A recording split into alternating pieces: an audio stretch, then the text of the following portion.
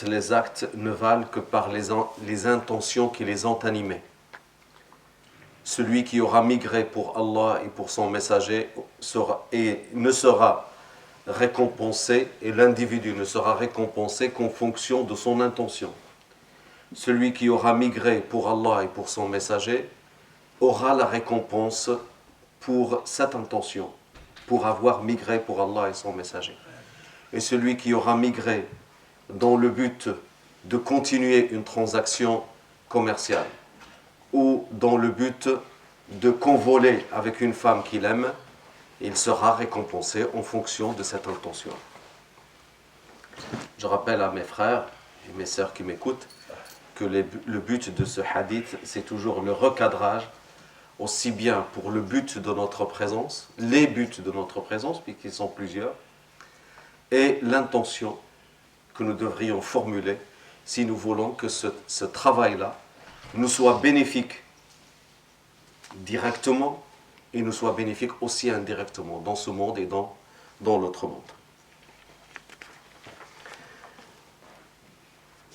الحصة الأولى كما اعتدنا هي في أدب طلب العلم. Donc la première séquence plutôt, concerne la déontologie, l'éthique de la quête de la science. La méthodologie, vous savez, j'hésite encore entre les termes parce que le terme adab est quelque chose d'assez complet. Ça peut être la bienséance. La bienséance, elle n'englobe pas ce qu'il ne faut pas faire, elle englobe ce qu'il faut faire. Il y a parfois juste des avertissements sur. Donc il y a le mot adab regroupe beaucoup plus de sens. Il y en a même qui appellent ça ilm. On avait discuté la semaine dernière que la terminologie de ilm, de science, pour nous les musulmans, pour la civilisation arabo-musulmane, ça a une signification différente de la façon dont cela prend dans les sciences occidentales.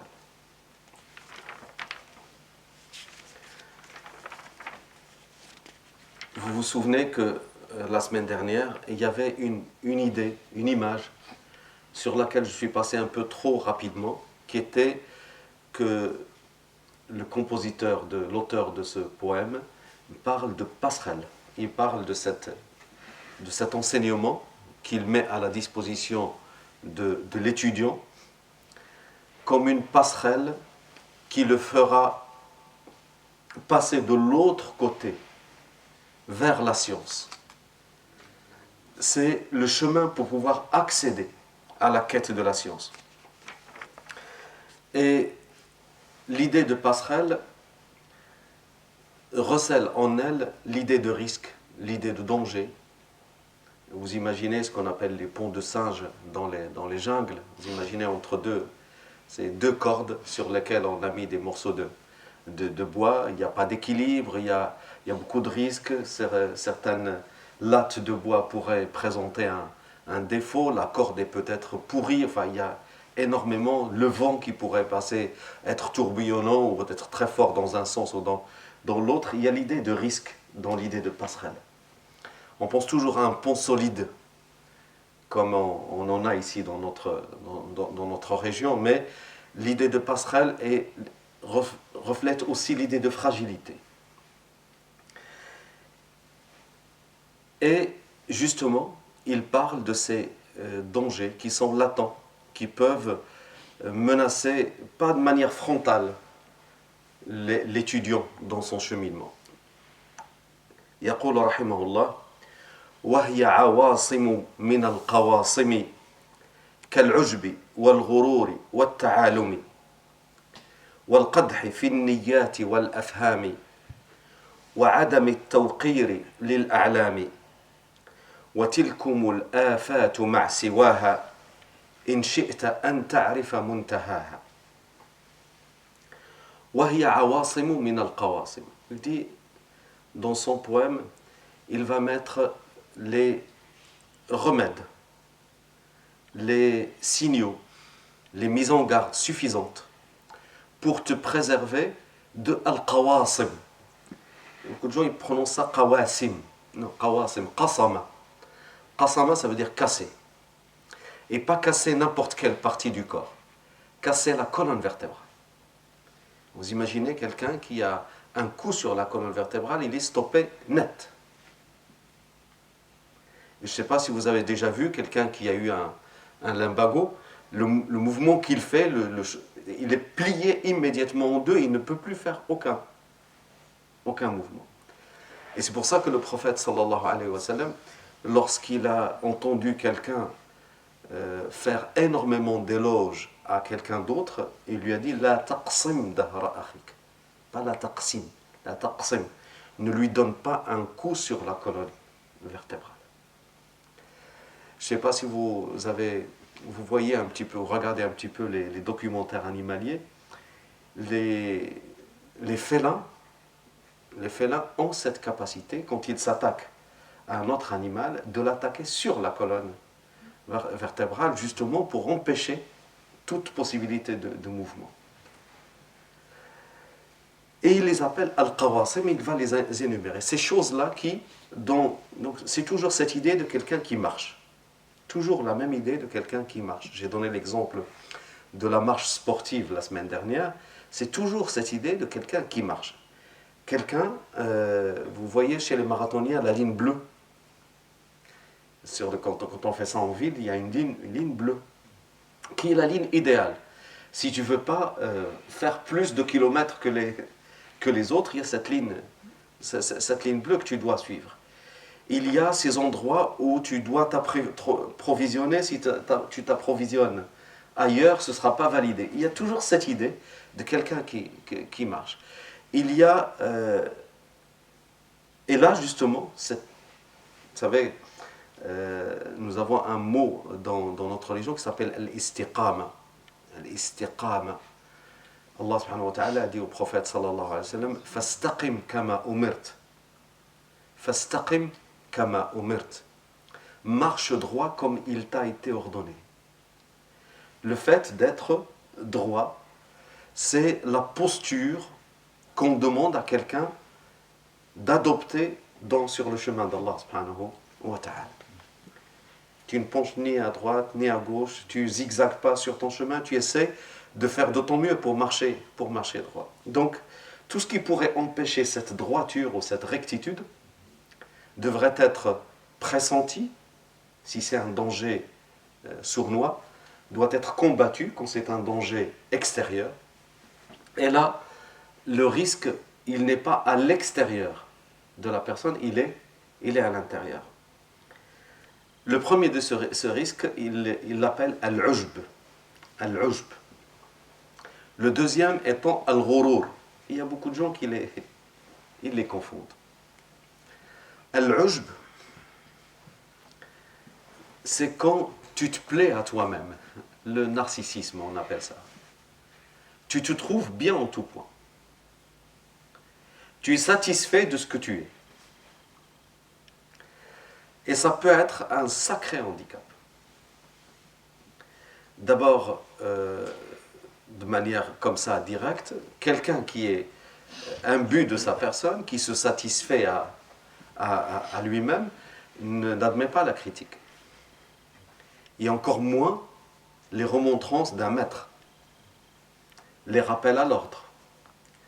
N'admettra pas, peut-être ça arrive, on a connu tout ça dans nos études, certaines personnes, quand ils sont sûrs de ne pas être parmi les premiers, préfèrent s'absenter à un examen. Parce que, comme dirait Abu Firas al-Hamadani, نحن قوم لنا الصدر دون العالمين أو القبر.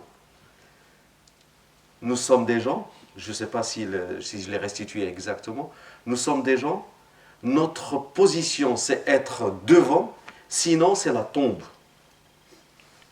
Il ne voit comme position, on est les chefs ou on n'est rien. C'était le frère de, comment il s'appelle, Saif al-Dawla al-Hamadani. Pour les arabisants, c'était à l'époque de l'Mutanabbi. Donc, d'un point de vue, pour la poésie, c'était une époque vraiment bénie. Pour les affaires de l'État, c'était peut-être le début du morcellement de l'Empire abbasside, où ça commençait un petit peu à partir avant l'avènement des dynasties non arabes, donc les Soldjoukides, jusqu'à ce que ça s'est terminé par les Ottomans. Après, c'était pratiquement la fin du règne des califats arabes directs, parce que ça commençait à se morceler. Al-Ujb. Al-Ujb, on a dit, c'est quelqu'un qui est satisfait de lui-même. Et pour que les définitions soient très précises, excluons certaines choses. Al-Ujb, donc le narcissisme ou le fait d'être un but de sa personne, n'a rien à voir avec la confiance en soi. N'a absolument rien à voir avec la confiance en soi. Généralement, quand nous parlons du manque de la confiance en soi, c'est chez quelqu'un qui a énormément de qualités, mais il ne sait pas faire confiance à ces qualités-là. Alors on lui met le doigt sur son potentiel, sur ce qu'il est capable de réaliser, et par ignorance ou par déni de ses propres qualités, il réalise des performances moins que ce qu'il aurait dû faire. Comme généralement, il y a des gens qui sont abonnés dans leur bulletin à peu mieux faire. Ils pourraient même fonder un parti, le PMF. Parce qu'on sait qu'il y a un potentiel, mais ils ne sont pas conscients de ce potentiel, ils ne font pas ce qu'il faut. Ou alors, et là encore, on est dans la période et la mode du coaching psychologique. Vous avez des coachs qui font des miracles. Alors il y a deux manières de coacher quelqu'un. Vous coachez quelqu'un à partir de ses compétences, à partir de ses qualités, à partir de ses moyens, et vous essayez qu'il prenne conscience de l'amplitude de ce potentiel, de ses moyens. Ça, c'est le coaching sincère. Il part d'une connaissance de l'être humain, vraiment, il y a des mécanismes, bon psychologue, bon pédagogue, qui sait parfois travailler sur les faiblesses des gens pour les transformer en force. Il y a justement un grand historien musulman, dont j'ai oublié le nom, il était persuadé qu'il y avait un serpent dans son ventre. Et ça l'empêchait de dormir, ça l'empêchait vraiment. Et sa santé comment dirais-je, on pâtissait. Et plus c'est quelqu'un, c'est un homme avec énormément de potentiel, et puis ça, psychologiquement, il était détruit avec l'idée qu'il y a un truc, il a toujours des aigreurs, des choses comme ça, il s'envoie ce qu'on appelle ça des spasmes et il est persuadé qu'il y a un serpent dans son ventre. Il est allé consulter des médecins, ils examinent, à l'époque, ils faisaient l'examen de l'urine, il faisait beaucoup de choses. Il lui dit, mais tu n'as rien. C'est une vision de l'esprit. Et il est allé consulter un bon coach. Tout de suite vu que cette personne-là était obsédée par cette idée. C'était juste une obsession qui lui prenait toute son attention. Et c'est très simple, il lui donne un laxatif. Il lui fait manger boire un laxatif. Il lui dit maintenant vous allez dans les selles. Il s'est arrangé dans les selles de mettre un serpent mort. De mettre un serpent mort, la personne est allée s'isoler. Et quand il est sorti, il dit voilà, qu'est-ce qu'il en est? Et bien, il lui sort le truc, il dit voilà le serpent qui était en vous, il est. Et le gars est parti vraiment comme si de rien n'était, ça y est, complètement guéri. Ça peut être le bon coaching, c'est-à-dire qu'on décèle les faiblesses des gens et on essaie de les guérir parfois par un moyen positif, et là c'est par un autre moyen de les persuader que le mal qui les range est parti. Et là, on l'a dans beaucoup de gens qui ne peuvent pas réussir parce qu'ils sont persuadés que dès qu'on les regardera, ils seront frappés par le mauvais œil. Nous ne sommes pas en train de dire que le mauvais œil n'est pas une chose réelle, mais de là à voir dans tous les yeux des êtres humains un mauvais œil qui menace, on est dans l'ordre de l'obsession. Donc ça, c'est le bon coaching. Et puis vous avez le coaching du charlatan, qui comment dire, vous fait passer pour quelqu'un de formidable. Mais vous persuadez que vous êtes vraiment quelqu'un de génial, ça tu peux, ça tu peux, ça tu peux. En fait, plus tu peux, plus tu signes de chèques. Et il y en a énormément. Et on en a parlé. Il y en a même parmi les hommes de science. Je vous ai parlé de cette comment maîtriser usul al-fiqh en une semaine avec une doigt. C'est pour le perfectionnement, pour l'initialisation. On peut maîtriser une science en une semaine. On est dans l'ordre de ce mauvais coaching. Pour parler toujours de cet handicap, de la perception de soi. Vous avez, regardez dans le monde du tennis, vous avez des gens, il y a quelques champions, on a l'impression que rien ne peut les détruire. Et ils montrent une arrogance sur les terrains de tennis, manière, tu vois, il n'y a rien qui les... Et vous en aviez d'autres, notamment l'un qui était devenu par la suite un des plus grands champions de tous les temps, je crois que ça s'appelle, comment ça s'appelle, Ivan Lendl, ou je ne sais pas quoi. Il était pratiquement finaliste dans tous les grands tournois. Il ne les gagnait jamais. Il ne les gagnait jamais. Et c'est par lui que l'idée du soutien psychologique est arrivée. Et il a embauché un psychologue qui le faisait travailler sur la perception qu'il avait de lui-même. C'était quelqu'un, il croyait qu'il était programmé pour perdre. Dans sa tête, il était programmé pour perdre. Et il lui avait enregistré des moments positifs dans sa vie. Vous voyez, il lui fait remonter sa perception de lui-même. Mais, on parle de qui? On parle de quelqu'un d'énormément, un travailleur acharné, quelqu'un de très méthodique. Tout était là, il manquait juste la condition psychologique pour qu'il réussisse. Ce même travail, cette même psychologie, avec quelqu'un qui ne fout rien, vous n'aurez absolument rien.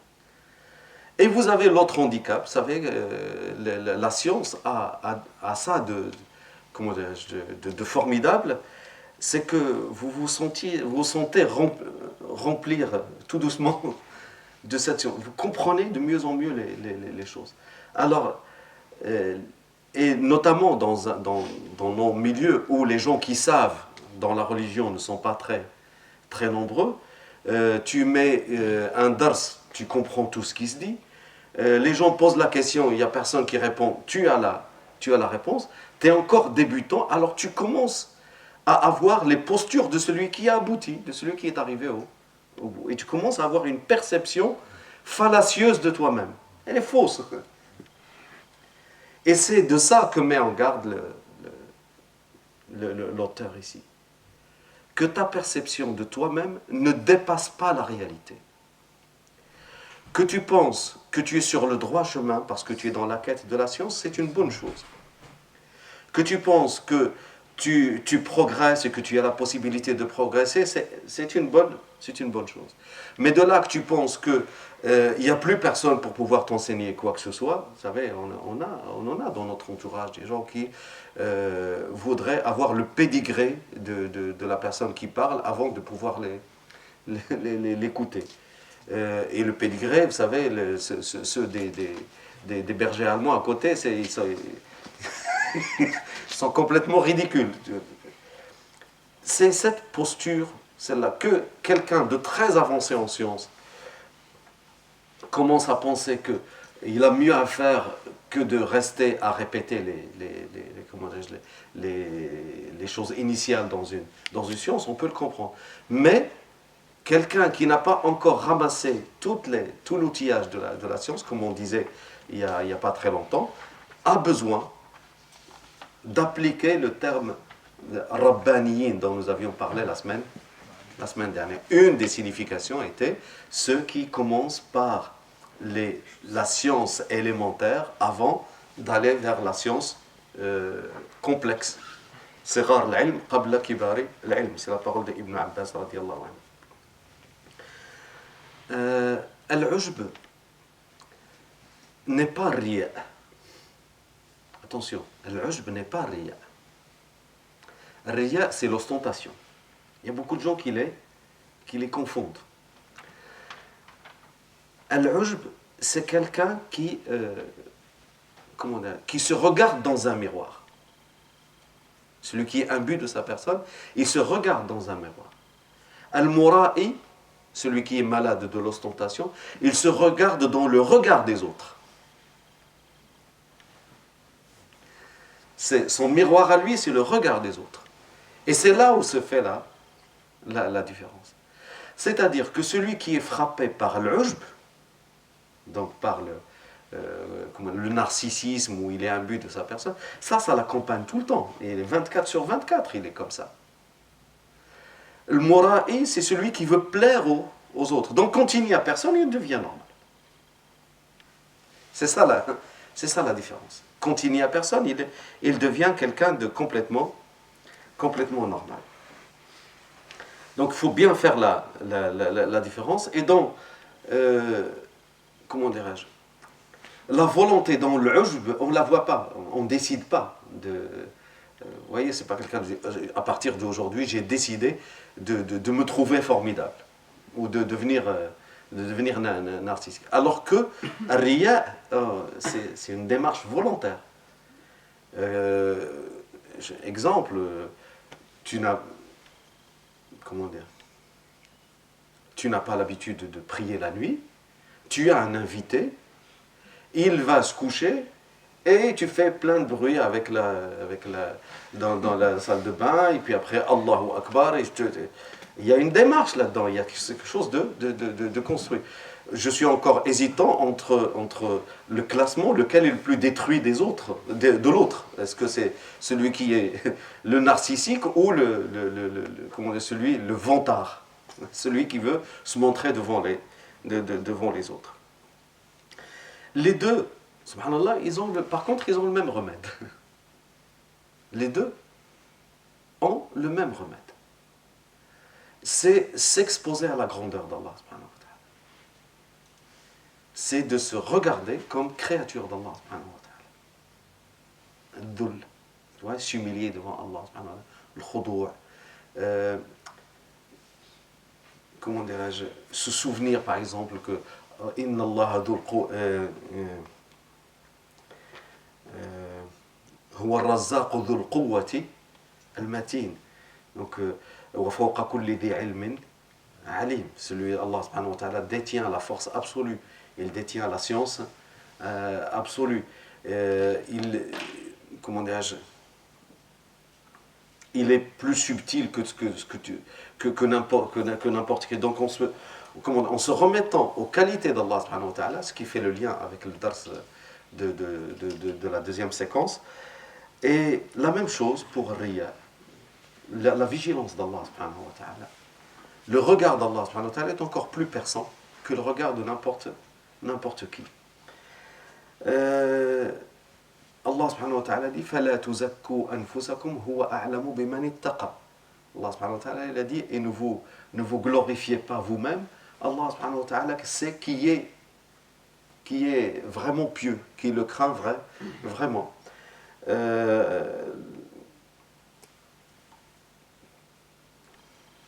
Le hadith du prophète sallallahu alayhi wa sallam qui parle de ceux qui vont être les premiers à incinérer, à provoquer la flamme de l'enfer, ce sont les trois types de personnes. Le savant, mais qui ne voulait être savant que pour s'exposer aux yeux des autres. Le riche, généreux, mais pour pouvoir être qualifié pour avoir sa fondation. Vous voyez maintenant fondation machin. Donc, si vous allez dans les vieilles églises ici en Normandie, vous avez des pancartes qui sont scellées dans les murs pour des donations qui ont été faites. Parfois, c'est des dalles qui sont qui sont au sol pour que tout le monde sache que tu as fait telle ou telle chose. Et le troisième exemple, c'est celui qui aura combattu selon lui, sur le chemin de Dieu, mais c'était plutôt la gloire et la notoriété du pro-chevalier qui était plutôt sa vocation et non pas le fait de plaire à Allah subhanahu wa ta'ala. Alors on lui dira, les anges lui diront idhab ila man kunta tura'ihim faltamis al-ajr. Va voir ceux que tu voulais absolument qu'ils te regardent et demande-leur maintenant la récompense. Le jour du jugement dernier, je pense que c'est les gens à qui on veut plaire ou on voulait plaire, ils ont d'autres chats à fouetter que nous et que cela est vain. Et subhanallah, la punition, elle est du même type que le péché. On est puni par là où on a péché, comme dit l'adage. Al-ghurur, c'est le fruit de l'ujb. Al-ghurur, c'est le fruit de l'ujb. L'ujb, on a dit, c'est être, comment dirais-je, fasciné par ses propres, par ce qu'on est. Al-ghurur, c'est être trompé par ce que l'on est. Par exemple, quelqu'un qui vous dit, mais moi sur ces questions-là, je suis incollable. Je ne me trompe pas sur le fiqh, sur les questions de l'aqidah, je suis imbattable. Sur tel, vous voyez, on commence à se faire de soi-même une idée de perfection. Et là encore, le remède, c'est d'attribuer la perfection à Allah subhanahu wa ta'ala et de se pencher sur les moments de notre faiblesse, sur nos erreurs, et puis après, ça nous ramène tout de suite à notre dimension humaine, perfectible, si on veut si on veut se perfectionner. Le troisième risque, c'est at-ta'alum. Vous voyez, c'est presque un montage. Al-ujb, donc un but de sa personne, trompé par sa personne. Le plus grand maghrour, c'est Iblis, alayhi lanatullah. D'accord? Iblis, parmi les humains, c'est Qarun et Haman.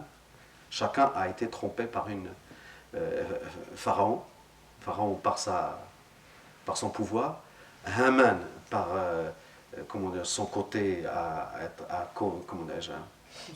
le marionnettiste. Non, c'était un homme de pouvoir, c'était un homme de cour.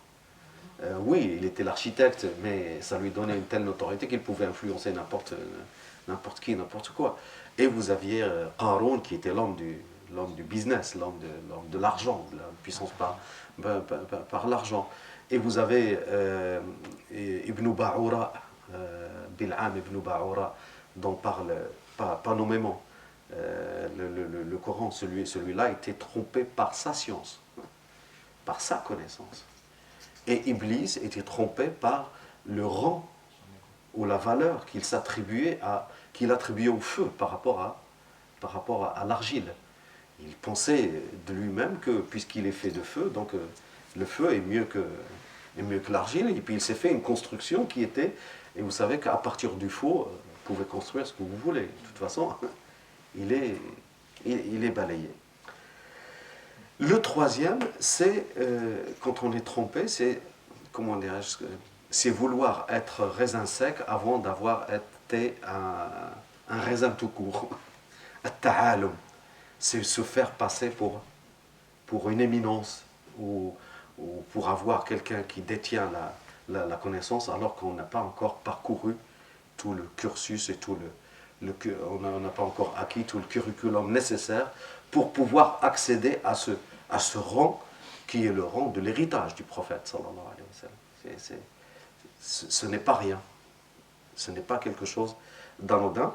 Et sur celui-là, Inch'Allah, parce que c'est le plus dangereux de tous les autres, et puis le remède peut mettre beaucoup de temps et nécessite une implication de la personne de manière assez sincère pour pouvoir guérir et éviter les écueils du chemin que cause ce genre d'attitude. سبحانك اللهم وبحمدك أشهد أن لا إله إلا أنت أستغفرك وأتوب إليك اللهم صل على محمد وعلى آله وصحبه وسلم تسليما